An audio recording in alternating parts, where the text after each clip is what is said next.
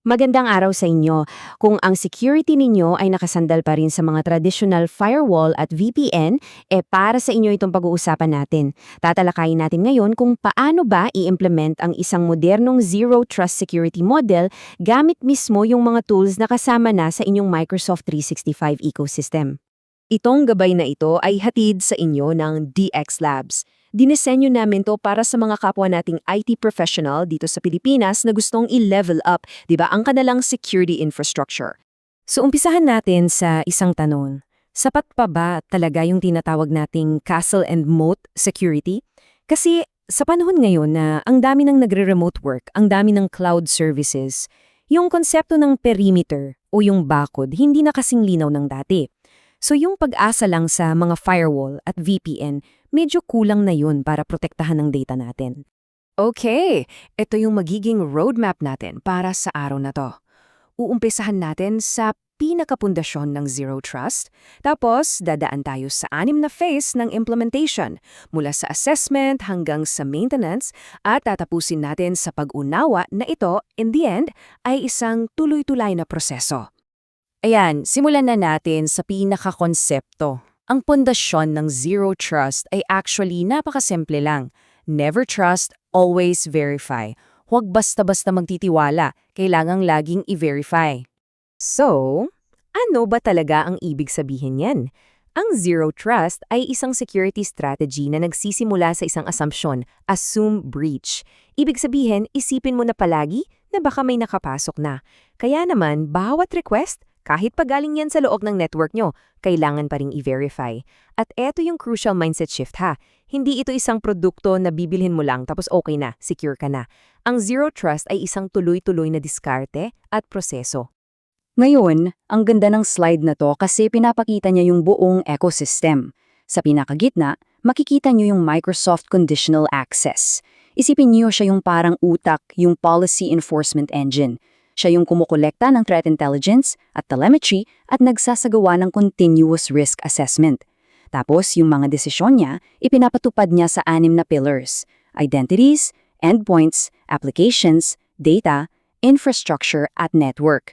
Lahat yan konektado at binabantayan niya. Alright, punta na tayo sa unang practical step. Phase 1, Assessment. Kasi 'di ba, hindi naman tayo pwedeng magtayo ng paden na hindi natin alam kung saan tayo magsisimula. Kailangan muna nating suriin yung ating current security configuration para malaman natin saan ba yung mga butas, saan ba yung mga potential weaknesses. May dalawang napaka-importanting tools tayo para dito. Una, yung Microsoft Secure Score.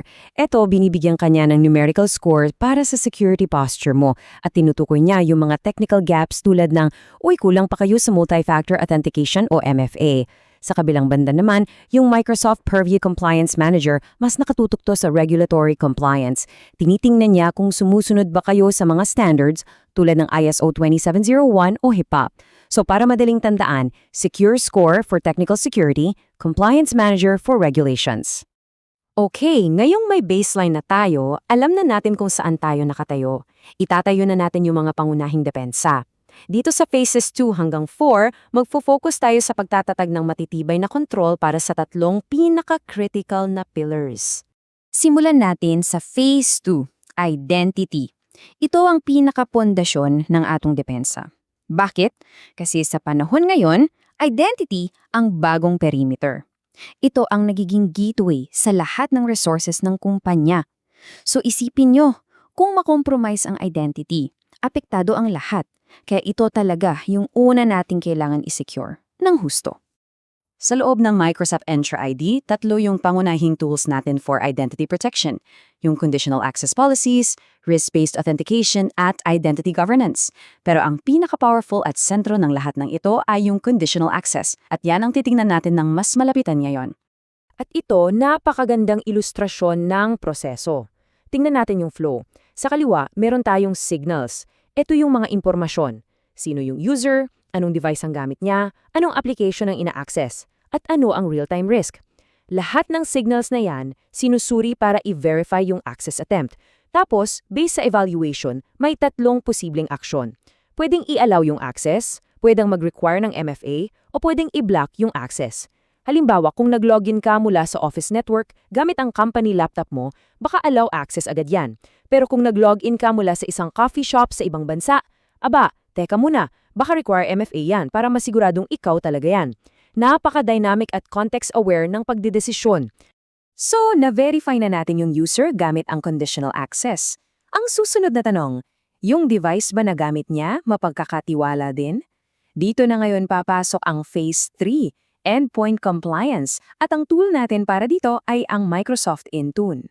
Sa Intune, pwede tayong mag-set ng endpoint compliance policies. Halimbawa, pwede nating i-require na dapat naka-on ang BitLocker encryption o dapat nasa latest version ang operating system. Meron ding app protection policies na sobrang halaga para sa mga bring your own device o BYOD scenarios. Pwede mong i-block yung copy-paste halimbawa mula sa Outlook app sa isang personal na phone para maiwasan yung data leakage. So, let's recap. Na-secure na natin yung identity, na-secure na rin natin yung endpoint. Ngayon, kailangan nating protektahan yung mismong target ng mga attacker, ang data. Dito sa Phase 4, gagamitin natin ang Microsoft Purview para i-classify, i-label at protektahan ang ating informasyon nasaan man ito. Magagawa natin ito gamit ang sensitivity labels. Pwedeng i-applyan manually ng user o pwedeng automatic. Halimbawa, pag may na-detect na credit card numbers sa isang dokumento, pwede itong automatikong lagyan niyang confidential label at agad-agad i-encrypt at sa pamamagitan naman ng Data Loss Prevention o DLP policies, mapipigilan natin yung de-authorizadong pag-share ng data tulad ng pag-i-email ng mga social security number sa labas ng kumpanya. Alam nyo, hindi natatapos yung trabaho sa pag-setup lang ng mga kontrol na yan. Ang Zero Trust ay nangangailangan ng patuloy na pagbabantay at pagpapabuti. Dito sa Phases 5 and 6, pag-uusapan natin yung continuous monitoring at yung napakahalagang papel ng ating mga users. Tandaan, yung buong konsepto ng Zero Trust ay umaasa sa real-time detection at response. Dito, yung integrated suite ng Microsoft Defender at Microsoft Sentinel, sila yung magiging mga mata at kamay natin para mabilis na matuklasan at matugunan ang anumang banta. Ang ganda nito kasi nagtutulungan sila. Si Defender for Endpoint, siya yung nagbabantay sa mga device. Si Microsoft Sentinel naman, isa siyang CM or Security Information and Event Management Tool. Ang trabaho niya ay kolektahin at i-analyze ang logs mula sa lahat ng ating sources, devices, identities, applications, para makita natin yung buong kwento ng isang atake.